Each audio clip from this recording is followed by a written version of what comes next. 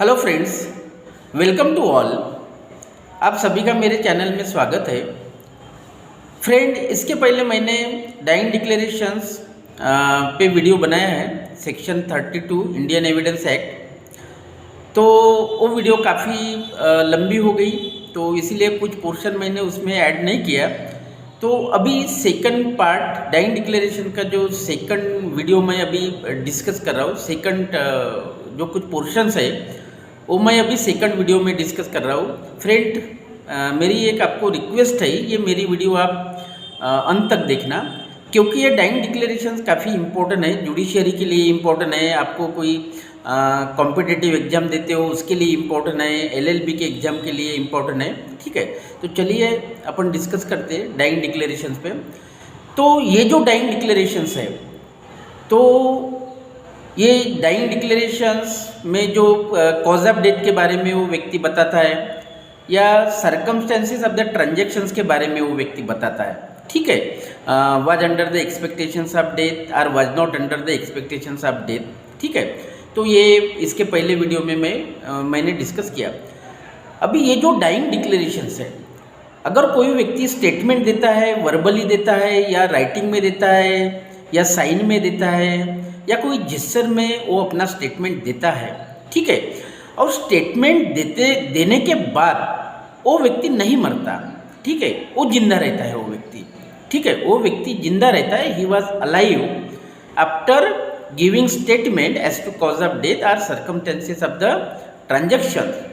तो इस वक्त इसका जो स्टेटमेंट है, क्या अपन ये बोल सकते कि ये डाइंग डिक्लेरेशंस है under section 32 and whether it will be admissible under evidence act? No. तो ये जो इसका स्टेटमेंट है, ये स्टेटमेंट दिया उसने, लेकिन वो मरा नहीं, ये अभी जिंदा है। तो ये जो इसका स्टेटमेंट है अंडर सेक्शन 32 क्लास 1 में, इसको अपन डाइंग डिक्लेरेशंस नहीं बोलेंगे। ठीक है, और ये अंडर सेक्शन 32 में एडमिसेबल नहीं होगा, क्योंकि वो व्यक्ति जो जिंदा है वो व्यक्ति कोर्ट में आके अपना एविडेंस दे सकता है, और उसका जो स्टेटमेंट है जो उसने दिया है वो कॉन्ट्राडिक्शंस के लिए, कोरोबरेशंस के लिए अपन कोर्ट में यूज कर सकते हैं। ठीक है, तो इस पर एक केस लॉ है कि उसका जो स्टेटमेंट है, अगर वो व्यक्ति जिंदा है तो एडमिसिबल होगा या नहीं होगा, इस पर एक केस लॉ है in Ram Prasad versus state of Maharashtra, AIR 1999।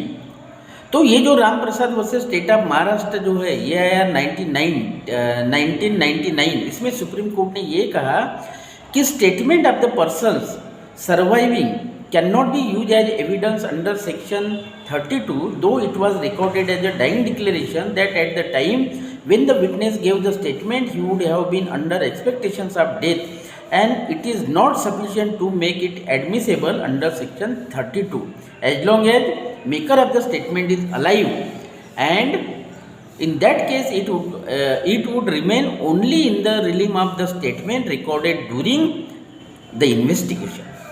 Therefore statement cannot be used, therefore statement can be used, therefore statement can be used to corroborate the witness under section 157 of the evidence act, or to contradict him under section 145 of the CRPC. तो ये case में ये कहा supreme court ने कि ये जो supreme court ने ये केस में कहा कि ये जो उसने स्टेटमेंट दिया, स्टेटमेंट देने के बाद वो व्यक्ति जिंदा है, ठीक है, तो उसको अपन डाइंग डिक्लेरेशंस नहीं बोलेंगे। तो उसका जो स्टेटमेंट है, स्टेटमेंट उसका स्टेटमेंट कॉन्ट्राडिक्शंस और कोरोबरेशन के लिए यूज कर सकते हैं। ठीक है, वो व्यक्ति खुद आके कोर्ट में अपना स्टेटमेंट, अपना एविडेंस दे सकता है। ठीक है, तो इसमें ये कहा। और एक केस लॉ है Sunil Kumar versus state AIR 1997। इसमें भी सुप्रीम कोर्ट ने ये किया कि ये बोला कि person making the dying declaration is surviving, his dying declarations can be treated as a statement recorded under section 164 CRPC। ठीक है, तो इसमें सुप्रीम कोर्ट ने ये कहा कि ये जो पर्सन जो है मेकिंग द डाइंग डिक्लेरेशन और वो व्यक्ति सर्वाइविंग है, वो व्यक्ति जिंदा अगर है, तो इसका जो डाइंग डिक्लेरेशन है can be treated as statement recorded under section 164 CRPC and can be used either for corroborations or contradictions। और उसका जो स्टेटमेंट है कोरोब्रेशन के लिए या कॉन्ट्रडिक्शन के लिए यूज किया जा सकता है when he is examine as a witness. जब इसको एग्जामिन करेंगे तो इसका जो स्टेटमेंट है वो स्टेटमेंट कॉन्ट्रडिक्शंस के लिए और कोरोब्रेशन के लिए यूज किया जाएगा। अभी दूसरा ये क्वेश्चन है कि ये जो स्टेटमेंट है डाइंग डिक्लेरेशन, तो डाइंग डिक्लेरेशंस कौन व्यक्ति रिकॉर्ड कर सकते हैं, किसको पावर दिए डाइंग डिक्लेरेशंस रिकॉर्ड करने के। तो इसमें ये है कि एविडेंस एक्ट या कोई ऐसे एक्ट में ये ऐसा कोई दिया नहीं, स्पेसिफिक पर्सन नहीं डाइंग डिक्लेरेशन रिकॉर्ड करना चाहिए, ऐसा कोई दिया नहीं। मैजिस्ट्रेट भी डाइंग डिक्लेरेशन रिकॉर्ड कर सकते हैं, डॉक्टर भी डाइंग डिक्लेरेशन रिकॉर्ड कर सकते हैं, पुलिस ऑफिसर भी डाइंग डिक्लेरेशन रिकॉर्ड कर सकते हैं, या इवन लेमैन जो है लेमैन भी डाइंग डिक्लेरेशन रिकॉर्ड कर सकते हैं। ऐसा कोई स्पेसिफिक एक्ट में दिया नहीं कि कौन से व्यक्ति ने डाइंग डिक्लेरेशन रिकॉर्ड करना चाहिए, कौन से व्यक्ति को ऑथराइज दिया है कि डाइंग डिक्लेरेशन रिकॉर्ड करने के लिए, ऐसा कोई नहीं है। कोई भी व्यक्ति डाइंग डिक्लेरेशन रिकॉर्ड कर सकते हैं, लेकिन मैजिस्ट्रेट ने अगर डाइंग डिक्लेरेशन रिकॉर्ड किया, क्योंकि मैजिस्ट्रेट को नॉलेज रहता, ठीक है, अगर डाइंग डिक्लेरेशंस मैजिस्ट्रेट ने अगर रिकॉर्ड किए, जुडिशियल मैजिस्ट्रेट ने अगर डाइंग डिक्लेरेशन रिकॉर्ड किए तो उसको ज़्यादा वैल्यू आती है, वो डाइंग डिक्लेरेशन को हायर वैल्यू आएंगी, यानी ज़्यादा वैल्यू आएंगी, वेटेज ज़्यादा आएगा वो डाइंग डिक्लेरेशन को। जो डाइंग डिक्लेरेशन मैजिस्ट्रेट रिकॉर्ड करते हैं वो डाइंग डिक्लेरेशन को वेटेज ज़्यादा आएगा बाकी लोगों से। बाकी जो पुलिस ऑफिसर ने अगर डाइंग ऐसा नहीं कि पुलिस ऑफिसर ने डाइंग डिक्लेरेशन रिकॉर्ड किया तो उसको डिस्कार्ड कर देंगे, ऐसा नहीं, या रिजेक्ट कर देंगे, ऐसा नहीं, वो कोई ये नहीं है, ठीक है। कोई भी, क्योंकि ऐसा कोई दिया नहीं कि उसने रिकॉर्ड करने चाहिए, कोई भी व्यक्ति डाइंग डिक्लेरेशन रिकॉर्ड कर सकता है, लेकिन मैजिस्ट्रेट ने अगर रिकॉर्ड किया डाइंग डिक्लेरेशंस तो उसको ज़्यादा वैल्यू रहेगी, वो डाइंग डिक्लेरेशन को ज़्यादा वैल्यू रहती मैजिस्ट्रेट ने अगर रिकॉर्ड किए तो, ठीक है। तो ये जो है डाइंग डिक्लेरेशन, क्योंकि उस पर साइटेशन भी है, यानी ये जो जजमेंट भी है उस पर, अगर पुलिस ने अगर रिकॉर्ड किए डाइंग डिक्लेरेशन तो उसको रिजेक्ट नहीं कर सकते, ठीक है। ऐसा नहीं कि नहीं भाई डाइंग डिक्लेरेशन मैजिस्ट्रेट ने रिकॉर्ड किया तो ज़्यादा वैल्यू मिलती, तो इसीलिए पुलिस ने अगर अगर डाइंग डिक्लेरेशन रिकॉर्ड किया तो उसका डाइंग डिक्लेरेशन रिजेक्ट करेंगे, ऐसा नहीं। पुलिस ने भी अगर डाइंग डिक्लेरेशन, अगर पुलिस के पास टाइम नहीं कि नहीं भाई एग्जीक्यूटिव मैजिस्ट्रेट को कब बुलाएंगे, जुडिशियल मैजिस्ट्रेट को कब बुलाएंगे, उनके पास उतना टाइम नहीं है, तब तक तो पर्सन, इंजर्ड पर्सन मर जाएगा। ऐसी अगर कंडीशंस है तो पुलिस क्या करेंगे, तुरंत उसका डाइंग डिक्लेरेशन रिकॉर्ड करेंगे। ये भी जरूरी नहीं कि नहीं भाई वो क्वेश्चंस या आंसर फॉर्म में डाइंग डिक्लेरेशन रहना चाहिए, ऐसा भी कोई ज़रूरी नहीं। यानी कब वो ठीक है जुडिशियल मैजिस्ट्रेट रहेगा तो judicial magistrate question and answer form में डाइंग डिक्लेरेशन रिकॉर्ड करेंगे, ठीक है।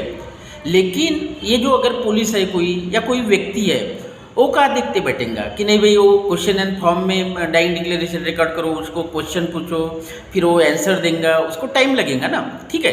तो ऐसा नहीं, ऐसा कोई ज़रूरी नहीं कि क्वेश्चन एंड आंसर फॉर्म में ही डाइंग डिक्लेरेशन रिकॉर्ड करनी चाहिए, ऐसा कोई ये भी स्पेसिफाइड नहीं किया कि कुछ फॉर्मेट में ही डाइंग डिक्लेरेशन होना चाहिए, ऐसा कोई ज़रूरी नहीं। लेकिन जो इंजर्ड व्यक्ति है, जो अपने लैंग्वेज में जो बोलता है वही लैंग्वेज में वो व्यक्ति ने रिकॉर्ड करना चाहिए। यानी इसका मतलब ये है कि ये भी जरूरी नहीं कि कौन से व्यक्ति ने रिकॉर्ड करना चाहिए, कोई भी व्यक्ति रिकॉर्ड कर सकता है डाइंग डिक्लेरेशन। ये भी जरूरी नहीं कि वो dying declaration question and form में रहना चाहिए, ये भी जरूरी नहीं। लेकिन अगर पुलिस के पास अगर टाइम है, मैजिस्ट्रेट को बुलाने के लिए अगर पुलिस के पास टाइम है, तो उस वक्त पुलिस ने मैजिस्ट्रेट को बुलाना चाहिए, डाइंग डिक्लेरेशन रिकॉर्ड करना चाहिए। रिकॉर्ड करने के लिए पुलिस ने मैजिस्ट्रेट को बुलाना चाहिए, पुलिस ने रिकॉर्ड करना नहीं चाहिए उस वक्त, क्योंकि उसके पास टाइम है, वो व्यक्ति मरने के लिए टाइम है, ज़्यादा सीरियस नहीं है वो व्यक्ति, तो उस वक्त ये पुलिस ऑफिसर मैजिस्ट्रेट को बुला सकते हैं रिकॉर्ड करने के लिए, क्योंकि मैजिस्ट्रेट प्रॉपर फॉर्म में रिकॉर्ड करेंगे। और ये जो लॉ बोलता है कि नहीं भाई मैजिस्ट्रेट ने अगर रिकॉर्ड किया तो उसको ज़्यादा वैल्यू मिलेंगी, वो डाइंग डिक्लेरेशन को ज़्यादा वैल्यू रहती। तो इसीलिए वो मैजिस्ट्रेट को बुलाना चाहिए। अगर पुलिस के पास टाइम है या डॉक्टर के पास टाइम है तो उसको बुलाना चाहिए। जब डाइंग डिक्लेरेशन उनका रिकॉर्ड करते तो उनकी मेंटल कंडीशन देखना पड़ता है कि नहीं भाई वो होश में है क्या, डाइंग डिक्लेरेशन दे सकता है क्या, होश में है क्या, ये देखना पड़ता है। जो मैनर है डाइंग डिक्लेरेशन के वो देखना पड़ता है, क्योंकि सुप्रीम कोर्ट ने कुछ मैनर दिए हैं। एक केस में दिया है सुप्रीम कोर्ट ने कि while recording the dying declarations manner should be followed. कुछ मैनर दिए हैं सुप्रीम कोर्ट ने, एक केस लॉ में दिया है, मैं बताऊंगा अगले वीडियो में बताऊंगा। तो वो केस में सुप्रीम कोर्ट ने ये कहा कि कुछ मैनर फॉलो करना चाहिए, ठीक है। कुछ मैनर दिए जैसे कि नहीं भाई जो डाइंग डिक्लेरेशन दे रहा हो व्यक्ति उसके सिग्नेचर लेना चाहिए। अगर वो सिग्नेचर नहीं कर सकता है तो उनका उंगली का निशान लेना चाहिए, अंगूठे का थंब इम्प्रेशन लेना चाहिए, ठीक है, या टॉय का इम्प्रेशन लेना चाहिए। इस कुछ मैनर दिए है सुप्रीम कोर्ट ने। ये देखना चाहिए कि नहीं भाई वो होश में है क्या, ये देखना चाहिए। डॉक्टर ने सर्टिफाइड करना चाहिए जब वो रिकॉर्डिंग शुरू करते डाइंग डिक्लेरेशन, उस वक्त क्या उसकी मेंटल स्थिति है और आखिरी तक क्या उसकी मेंटल स्थिति है, ये डॉक्टर ने सर्टिफाई करना चाहिए, ठीक है। तो ये सब बातें, ये मैनर सुप्रीम कोर्ट ने एक केस में बताया है। तो ये मैं अभी बताऊँगा आपको अगले वीडियो में, तो ठीक है। तो ये जो है इसमें अपन ये देखें कि नहीं भाई डाइंग डिक्लेरेशन कोई भी व्यक्ति रिकॉर्ड कर सकता है, ठीक है। और डाइंग डिक्लेरेशन रिकॉर्ड करने के लिए ऐसा कोई फॉर्मेट नहीं है, एक्ट में कोई प्रिस्क्राइब फॉर्मेट नहीं है। Dying declaration question and form में रहना चाहिए, ऐसा कोई ज़रूरी नहीं है। पुलिस भी डाइंग डिक्लेरेशन रिकॉर्ड कर सकते हैं, डॉक्टर भी डाइंग डिक्लेरेशन रिकॉर्ड कर सकते हैं, जनरल मैन लेमैन भी डाइंग डिक्लेरेशन रिकॉर्ड कर सकते हैं। लेकिन अगर जुडिशियल मैजिस्ट्रेट ने रिकॉर्ड किया तो उसको मोर वैल्यू आती है, ठीक है, उसको मोर वैल्यू रहती है।